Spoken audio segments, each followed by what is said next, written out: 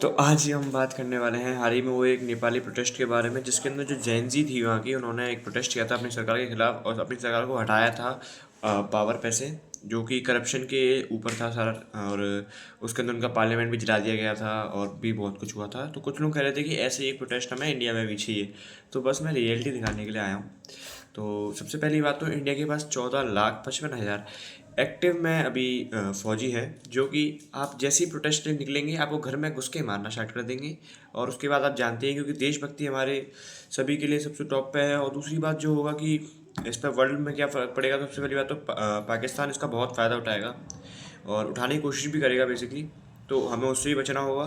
तो ऐसा कोई प्रोटेस्ट होना हमारे देश में तो बेसिकली नामुमकिन है एक तरीके से, क्योंकि ये जो चीज़ें होती हैं ये काफ़ी एकदम मिलियंस में एक बार होती है। क्योंकि जब पिछली बार हमारे देश में कोई प्रोटेस्ट हुआ था देश की सरकार को गिराने के लिए, तब वो हुआ था कुछ तकरीबन तकरीबन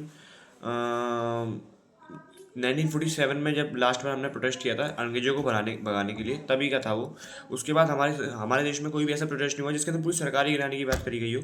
हालांकि ऐसे बहुत सारे होते हैं, जैसे कि किसी का रेप या फिर और भी कोई अटैक वटैक होता है, तो उनके लिए भी बहुत सारे होते हैं। लेकिन ऐसा आज तक कोई नहीं हुआ जिसमें पूरी सरकार ही गिराने की बात करी गई हो। तो आज के ज़माने में तो ये नामुमकिन लगता है मेरे हिसाब से। तो इंडिया में तो नहीं होने वाला है। नेपाल जैसी छोटी कंट्री में तो हो सकता है, क्योंकि नेपाल में क्या है, नेपाल के पास नेपाल का कोई दुश्मन नहीं है बेसिकली वर्ल्ड में, जो कि उसकी ज़मीन को लेने के लिए बैठा हो। लेकिन हमारे पास तो दुश्मनों की कमी ही नहीं है। बांग्लादेश, पाकिस्तान, चाइना और भी जितने लोग हैं वो सभी इंडिया का फ़ायदा उठाना चाहते हैं इन सारी चीज़ों में। इसीलिए हमारे देश में इसके खिलाफ तो बहुत सख्त कानून है। और बाकी वैसे हमारे देश में करप्शन की तो कमी नहीं है, लेकिन फिर भी अभी जो हमारा देश है वो सबसे ज़्यादा डेवलपिंग कंट्री है।